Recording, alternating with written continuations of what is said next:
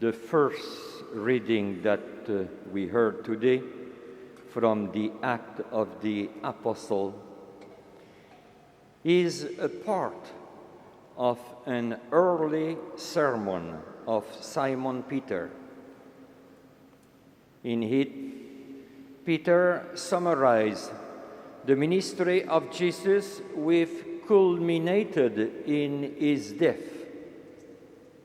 But it did not end there. It was not the end. God raised him to life, allowing him to be seen by certain witnesses, among them Peter. The Gospel tells us about the discovery of the empty tomb. The empty tomb in itself is not a direct proof of the resurrection. Nevertheless, it was the first step towards establishing the truth that Jesus had escaped the bounds of death. It was the first step in preparing the disciple to encounter the risen Lord. It is not easy for us to imagine how big must have been the surprise and how great must have been the joy of the disciple of Jesus' experience on Easter Day. The following story can help us to catch a little of the flavor of their joy. A Russian Cossack had two sons, Peter and Gregory. Both were enrolled to combat in the First World War. One day, the father got a letter from the army front. Being unable to read, the father handed the letter to his daughter. It was from Gregory, commanding officer, and it began like this. I regret to have to inform you that your son Gregory was killed in action on July the 10th. Gregory was an excellent soldier. Then he died the death of a brave. You have every reason to be proud of him. Then the letter continues. So on and so on. The effect of this news on the father was immediate, alarming and devastating. He seemed to become limp visibly, not able anymore to walk straight and lacking strength. In a matter of days, he aged. His hair turned gray almost overnight. His memory also began to fail, and even his mind was affected. 12 days went by like this. On the 13th day, a second letter arrived from the front.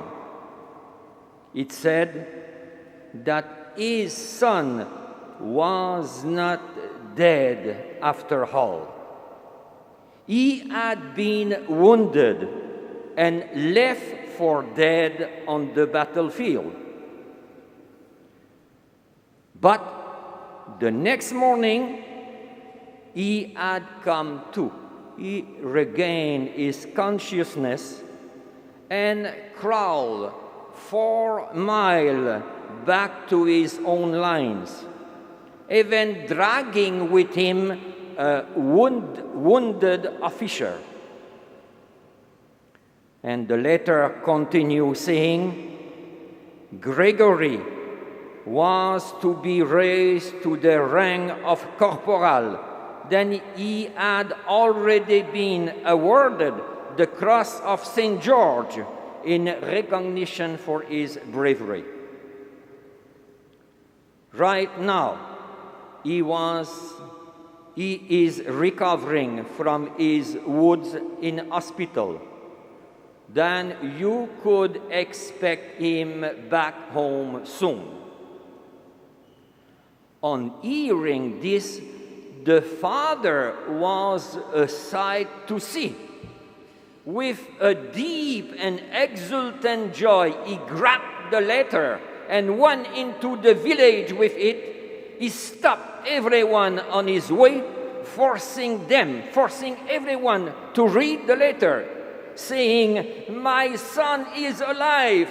He has been awarded St. George Cross for his bravery." Brother and sister, this true story should give us some idea of the joy of the disciple of Jesus experiencing that first Easter. But I understand there is a big difference. The Cossack son had not in reality died. Jesus did. The disciple had witnesses his death with their own eyes. And now the tomb is empty. Jesus has been seen alive. We must remember, however, that the resurrection was not a return to earthly life. Jesus rose to a new life beyond death. So, the joy of the disciple bubbled over. Jesus, their leader and friends, had broken the chain of death through the power of God. Death, the last and the greatest enemy, had been overcome in him. And the most important is that the joy of Jesus' disciples is meant to be our joy too. It does not immediately remove from us the fear of death, for we still have to go through it. But it was by going through it that Jesus overcame it. So it is for us who believe in him. We know that without Easter, the story of Jesus would have been little better than a flare in the night. Darkness will still have had the last word.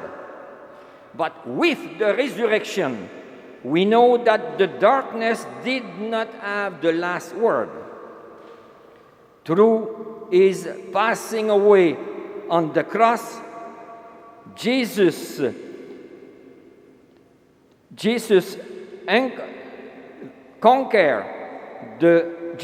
entered the dark kingdom of death, but through his resurrection, he emerged from it victory.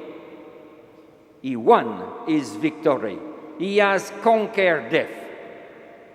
So, as Christians, let us not be afraid to welcome and to celebrate with joy the bright light the risen Christ has brought into our world of darkness and death. The surprise gift of Easter is that the resurrection is for us also. So, we should never allow anything, even the departure of a beloved ones, to so fill us with sorrow that we forget the joy of Easter, the joy of Christ rising from dead.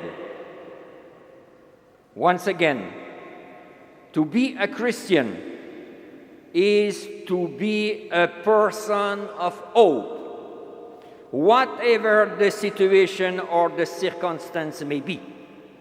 A person of hope because of what happened on the third day.